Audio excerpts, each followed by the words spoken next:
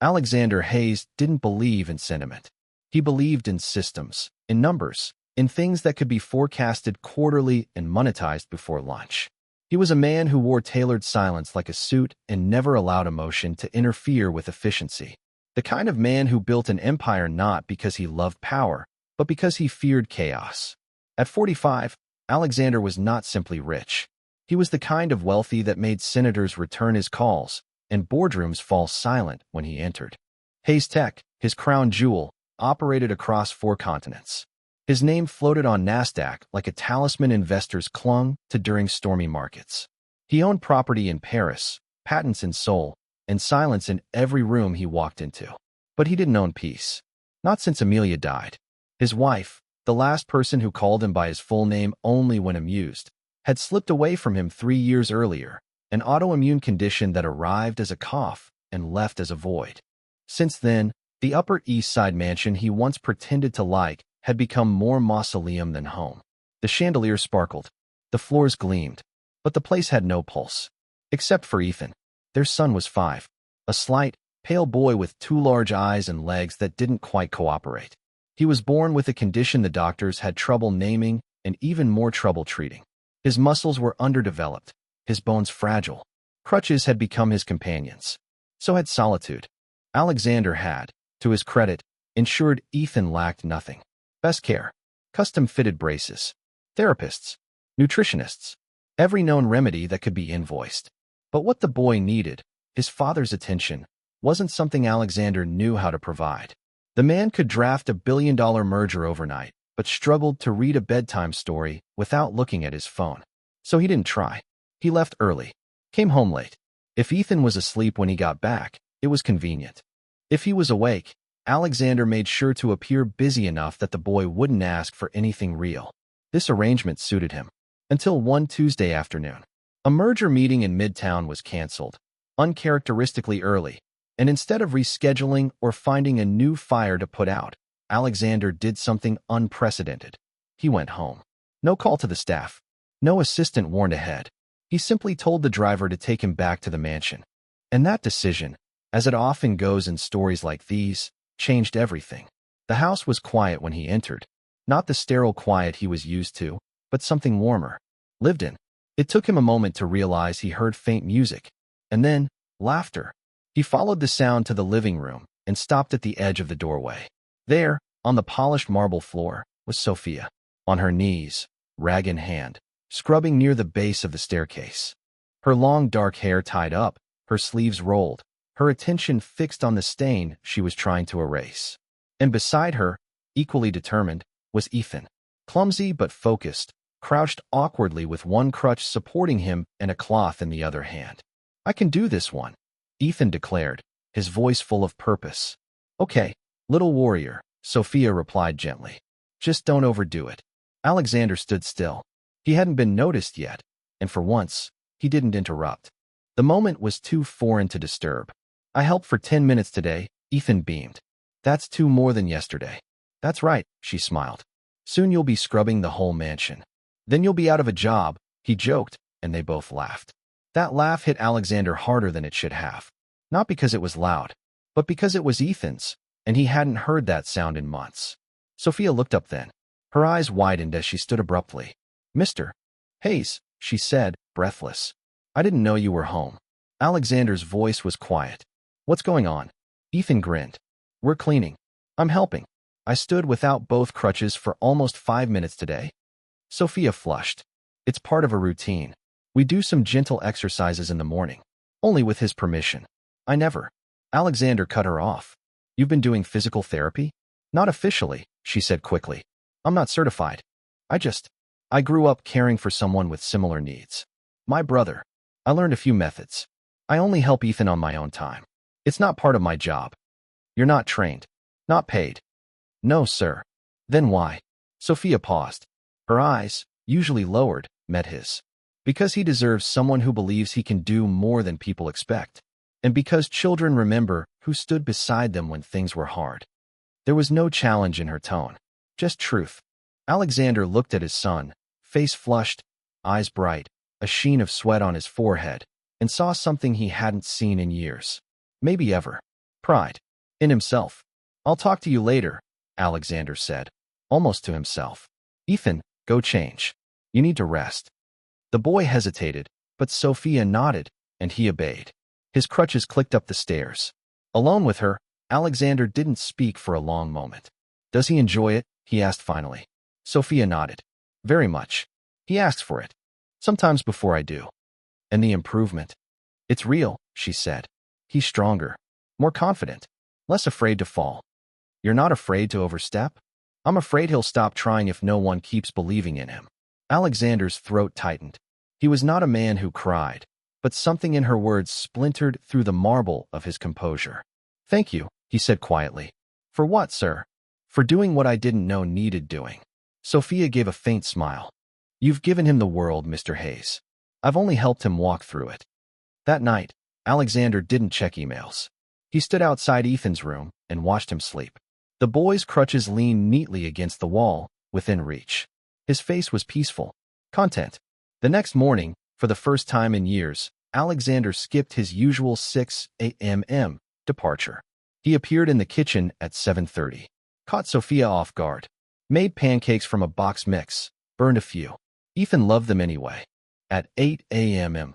sharp, the three of them walked into the garden. And for the first time in his life, Alexander Hayes sat on a bench, not to take a call or scan a report, but to watch his son learn how to stand. Really stand.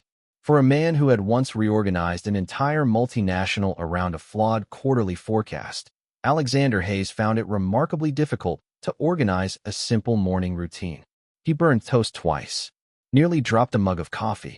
At one point, he stood in the middle of the kitchen staring at the fridge like it had personally offended him. But Ethan didn't notice any of it. He was too busy laughing. Dad, you don't know how to flip pancakes, he observed with theatrical concern, legs swinging beneath his chair. I don't need to know, Alexander replied. That's what chefs are for. You're the chef today, Ethan said, with the unshakable logic of a 5-year-old. Sophia, standing quietly by the stove, tried not to smile. After breakfast, they moved to the garden.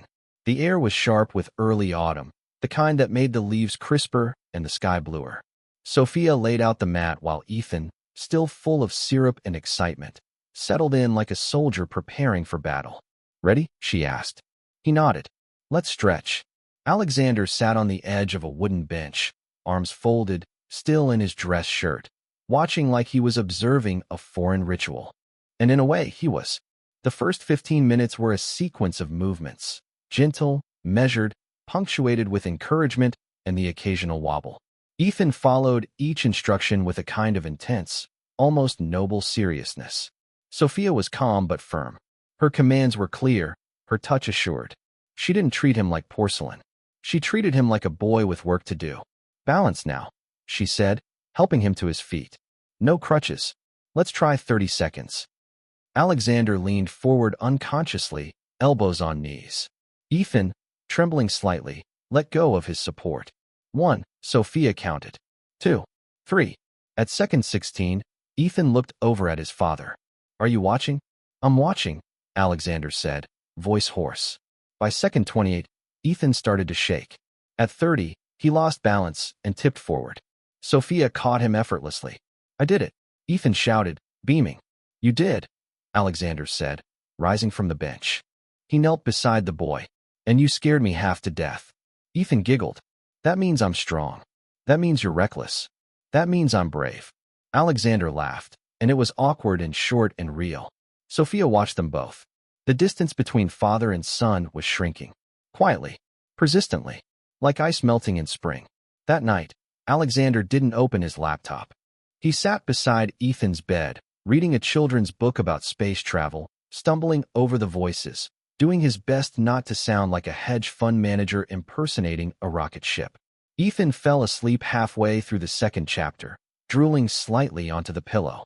Alexander sat there for another half hour, just listening to him breathe. By the end of the week, it had become routine. Breakfast together, garden training, evening stories. For most people, such domesticity would be ordinary. For Alexander, it felt like breaking protocol. But he didn't mind. He started learning things he hadn't known before. Ethan liked orange juice without pulp. He hated thunderstorms, but loved the smell after rain. He could name every planet in the solar system in reverse order. He believed his crutches had personalities. Lefty was grumpy, righty was optimistic, and he adored Sophia. He called her Tia Sophia, though they shared no blood. She was his coach, his confidant, his safe harbor. Alexander watched them together and felt something uncomfortably close to envy. One afternoon, after Ethan had gone upstairs, Alexander asked her to stay. They sat in the library, a room he usually reserved for investor calls and contract reviews. Now it felt cavernous. She sat near the window. He stood. "You never told me about your brother," he said. Sophia folded her hands in her lap. "Carlos. He's 16 now, born with clubfoot. We couldn't afford therapy when he was small. My mom worked nights. I was 12 when I started helping him." "You learned all this from that?" She nodded. "We made up our own routines. Got books from the library. Watched videos when we had internet. He walks now. Not perfectly, but he walks." "And you?" She tilted her head. "I clean houses. That's what was available." Alexander studied her. Her posture was straight, voice steady. There was no complaint in her tone. Only fact. "You ever thought about studying it formally? Physical therapy?" Sophia laughed softly. "When would I have time, Mr. Hayes? I wake at 5. 2 buses here. 2 back. I help Carlos with homework. Cook. Clean on weekends. Study?" She smiled. "It's a luxury." He didn't answer at first. Then, carefully, he said, "What if you had the time? The money?" Sophia blinked. "I don't understand. I want to hire you. Not as staff. As Ethan's official companion. His coach. His guide. Whatever we call it. I want you to focus on him, completely. And I want to sponsor your education. Therapy certification. Degree. Whatever you need." Sophia stared at him. "It's not charity," he said quickly. "It's necessity. You're doing for him what no one else could. I should have seen it sooner." She looked away, suddenly unsure. "Mr. Hayes, I'm just the help." "No," he said. "You're the hope." And that, somehow, settled the matter. The next morning, Alexander told Ethan the news. "She's not going anywhere," he said. "She's officially part of our team now." Ethan nearly toppled his orange juice in celebration. "We're a dream team," he declared. "You're the superhero. Sophia's the coach. I'm the warrior." Alexander raised his mug in salute. To the dream team. He dream team, as Ethan proudly christened them, was beginning to feel less like an arrangement and more like a family, though none of them dared say it aloud. Sophia now arrived earlier and stayed longer. Not because of any contract. There was one, of course, Alexander insisted, but it lived quietly in a folder no one referenced. Her duties were clear. Ethan came first. Her education came next. Housekeeping. That was reassigned. Alexander had hired a service. He claimed the floors no longer needed her more than his son did. She hadn't argued. Her days were full. Early mornings in the garden. Lunches packed with vitamins, macros, and quiet conversation. Afternoons studying anatomy textbooks on the sunroom sofa while Ethan napped. Evenings spent reviewing mobility data Alexander had started logging in a spreadsheet, of all things, for her. The man who once delegated every aspect of parenting now tracked Ethan's stride count. But routine, no matter how sacred, is never safe from intrusion. It arrived in the form of an invitation. The gala was hosted by Dorian Investments, one of Hayes Tech's oldest partners. Black tie, crystal towers. The kind of event where wine was aerated and conversation was mostly performance. Alexander had declined out of habit. He rarely attended such things anymore. But this year, Ethan was on the invitation. Handwritten. A gesture from Dorian's wife, who had once met the boy at a private fundraiser and found him enchanting. Alexander asked Sophia if she would accompany them. "Only if Ethan wants me to," she said. Ethan, of course, demanded she come. "You can't break the dream team," he said. "Besides, I want to show you off." It was the kind of line no billionaire could say without headlines. But from a 5-year-old, it was pure joy. The evening arrived like a scene from a different life. The car, the suits, the marble ballroom glittering like ice under chandeliers. Alexander wore his usual navy. Sophia, after much protest, had accepted a dress Alexander's assistant had selected, pale blue, elegant, modest. It fit as if stitched by accident and fate. Ethan, in a tiny tuxedo, held both their hands as they entered. Eyes turned. Alexander Hayes hadn't brought a guest to a gala in years. And when he did, it wasn't a woman in a department store dress holding hands with a disabled child. Whispers moved like wind. Is she the nanny? No, she's too young. Maybe a therapist? Or a mistress? Sophia heard it all. She had learned long ago how to hear without reacting. But this time, she felt Ethan's hand tighten around hers. He'd heard it too. Don't listen, she whispered. I don't care, he said. They don't know you. The boy was brave. Braver than his father. Alexander noticed none of the murmurs at first. He was too focused on keeping Ethan from being jostled. But when he turned during dinner and caught the look on Sophia's face, shoulders a fraction too straight, eyes focused a little too hard on her plate, he understood.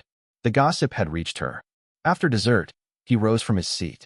Quietly, without ceremony, he walked to the microphone on the side stage, drawing confused glances. He hadn't been listed as a speaker. He didn't introduce himself. He simply spoke. That woman you're whispering about, he began, voice even, has done what 2 years of paid professionals could not. She made my son believe he could walk again. Silence. She's not his nanny. She's not my employee. She is the reason he stands at all. Then, calmly, he stepped down and returned to the table. Sophia sat motionless, her hands folded in her lap. Why did you do that? She whispered. Because you didn't deserve the silence, he replied. And neither did he. It was the last time anyone questioned her presence. But not the last time someone tried to take her away. The offer came 3 days later. Marcus Caldwell, a rival executive with more money than discretion, sent word through his assistant. He had a grandson with cerebral palsy. He had heard about Sophia's work. He wanted to hire her. Double the salary. Full benefits. Even a car. Alexander received the message first. He didn't respond. The next morning, Sophia approached him in the library. Mr. Hayes, she said, voice careful. I need to tell you something before you hear it elsewhere. I already have, he replied. She blinked. You're not obligated to stay, he added. I won't hold you here. Sophia hesitated. They said they'd take care of my family. My brother's school. My mother's health bills. It's tempting. Alexander nodded. Of course. But, she continued, Ethan. She didn't finish the sentence. She didn't need to. Alexander leaned against the edge of the desk. Do you want me to match the offer? No, she said quickly. I want to stay. I just needed to be honest. He studied her. Sophia, I meant what I said at the gala. You're not staff. You're part of this family. If you need more support, say it. You won't have to negotiate for your dignity here. Her lips parted slightly, eyes wet. Thank you, she said. He nodded once. I'll talk to Ethan. But when he mentioned the offer that evening, the boy simply shrugged. She wouldn't leave, he said unfazed.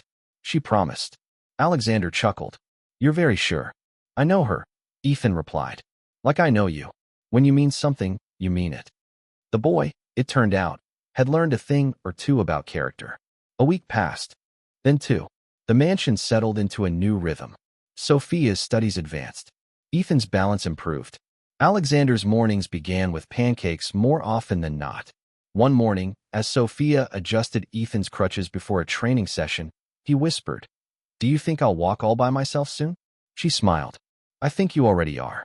And for the first time in years, Alexander Hayes didn't think about meetings or mergers or shareholder expectations.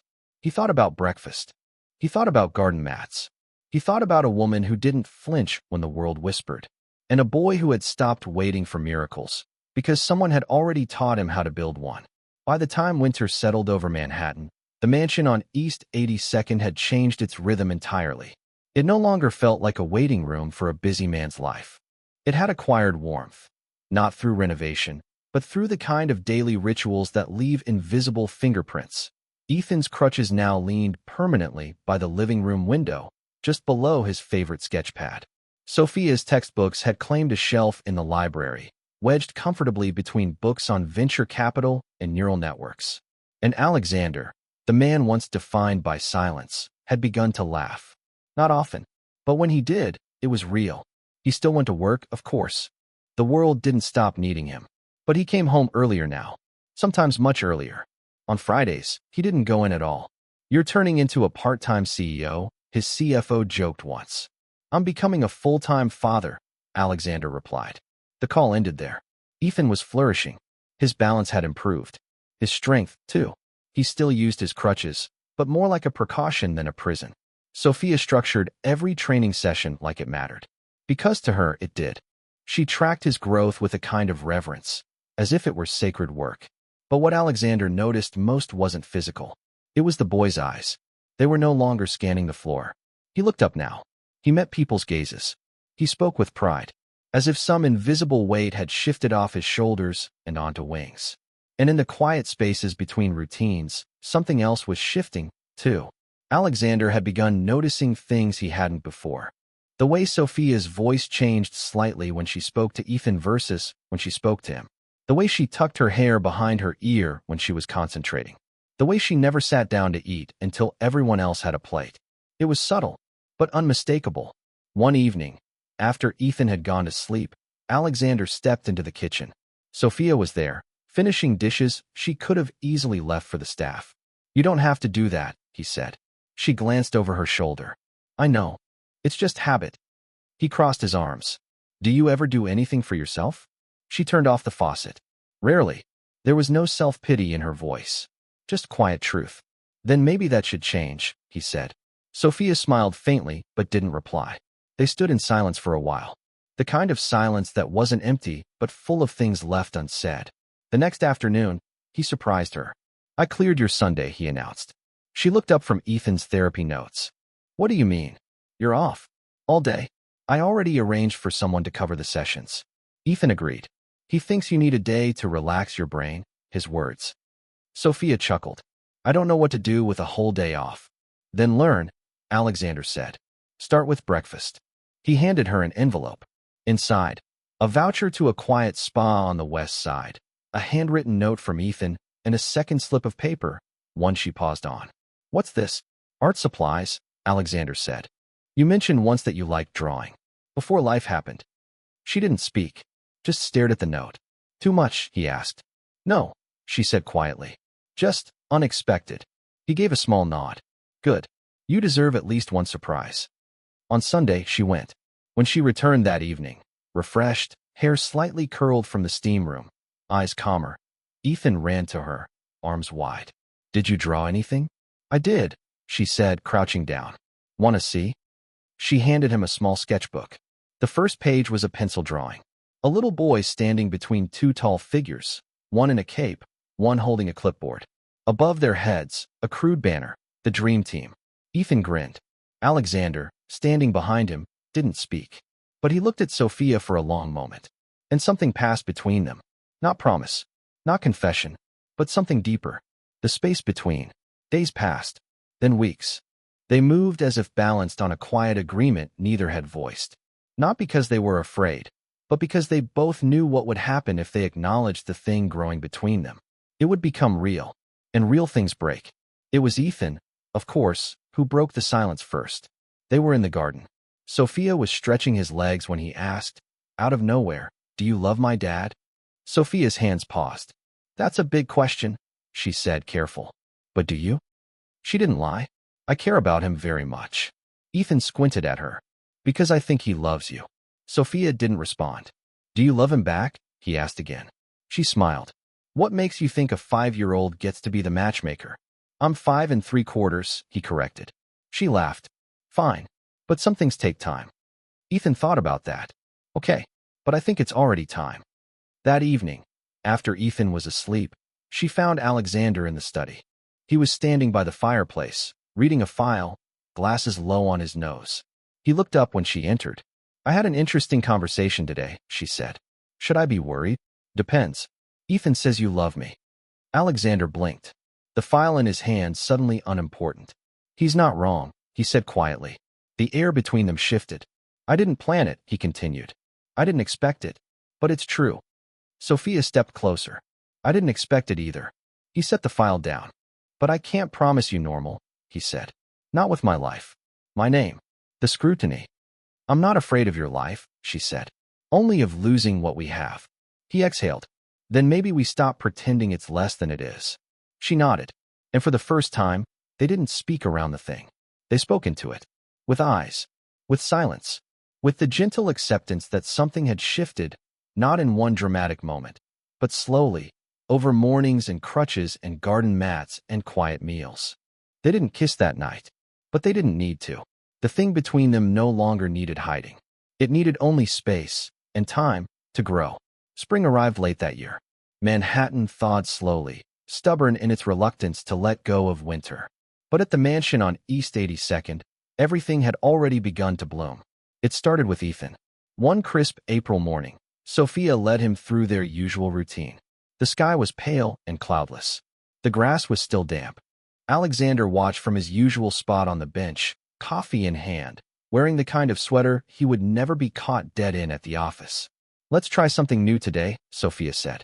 Ethan raised an eyebrow, mock suspicious. "Is it hard?" "A little." "I'm in." Sophia set the crutches aside and helped him stand. "Today, I want you to take 3 steps. Just 3. Toward your dad." Alexander blinked. "Me?" "Surprise," she said, smiling over her shoulder. Ethan narrowed his eyes.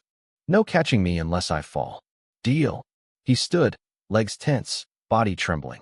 1 step. Hesitation. Another. Determination. The third was more of a stumble than a stride, but he didn't fall. He walked 3 whole steps and fell forward into his father's arms. "I did it," he shouted, laughing. "You did," Alexander said, holding him tight. Sophia turned away quickly, pretending to adjust the mat. No one mentioned the tears in her eyes. It became a ritual. Step by step, Ethan added distance. One day it was 4, then 5. By summer, he could cross the garden in short bursts, crutches trailing behind like forgotten guards. The world outside the mansion started noticing. One journalist, a friend of a friend, heard whispers of the boy who walked and the woman who helped him. Then a feature followed. Then a podcast. Then an invitation to speak at a pediatric conference in Boston. Sophia declined. "I'm not a doctor," she said. "You're something rarer," Alexander told her. "You're proof." The proposal came in July. Not the kind with spreadsheets or lawyers. The other kind. It was simple. A small gathering in the garden, just as the sun dipped behind the trees. Sophia had just finished wiping chalk drawings off the patio stones. Ethan was inside, yelling at the television during a dinosaur documentary. Alexander stepped outside, holding something behind his back. "I thought about waiting," he said. "For what?" "For the right time. Then I realized, this is it." He revealed the ring. Platinum. Simple. Elegant. Sophia blinked. "Say something," he said. "I'm just processing." "Process later. Decide now." She laughed. "Is this how you proposed to Amelia?" "No. That one involved Paris, a violinist, and a panic attack." She smiled, eyes wet. "I'm not replacing her," she said softly. "I'm not asking you to. I'm asking you to be part of what's next." She didn't answer with words. Just a nod. Then a yes. Then a long, quiet hug that said everything else. The wedding wasn't covered by the press. Alexander made sure of it. A quiet ceremony in the garden. A short guest list. A few colleagues, some friends, and 3 of Sophia's relatives who had never been east of Jersey. Ethan walked her down the aisle. 2 crutches. "No help. I'm giving you away," he said solemnly, before whispering. "But you're still mine too, right?" "Always," she replied. Afterward, the boy stood between them, raising both arms. "Dream team forever." The phrase became a toast, then a running joke, then a foundation. By autumn, the Hayes Ramirez Center for Pediatric Mobility opened its doors in the Bronx. Sophia didn't want it named after her. Alexander overruled her quietly. She ran the programs. He funded the expansion. Ethan, now 6, gave the opening speech with a microphone too big for his hands. "I used to think my legs were broken," he said. "Now I know they were just waiting for the right kind of love." No one in the audience remained dry-eyed. Years passed, quietly, without tragedy or scandal. The mansion remained home, but not a museum. It filled with noise, with books, with chalk dust, with the soft thud of shoes against a yoga mat. Alexander never became a different man, but he became more of himself. He still worked, still built, still closed billion-dollar deals before lunch. But now he also packed school lunches, sat through spelling tests, attended student exhibitions that made him uncomfortable, but proud. Sophia continued studying, not because she needed to prove anything, but because learning, for her, was a form of gratitude, a kind of prayer. Ethan grew tall, still a little wobbly, still stubborn, still fearless. And on one rainy afternoon, when he was nearly 10, he asked his father, "Do you ever think about how it all started?" Alexander paused, looked out the window. I remember walking into a room, he said, and seeing you try to scrub a floor with a crutch in one hand and a rag in the other. I was helping, Ethan insisted. You were becoming, Alexander said. And so was I. Ethan nodded like he understood. Because maybe he did. And just like that, the boy left the room, trailing water and questions behind him. Alexander stayed a moment longer, watching the rain. Then he whispered something he hadn't said aloud in a long time. Thank you, Amelia, he said. Not because he missed her. He always would. But because somehow, in the strange arithmetic of life, her absence had made space for something else. Not a replacement. A resurrection. And in that quiet, full house, it was enough.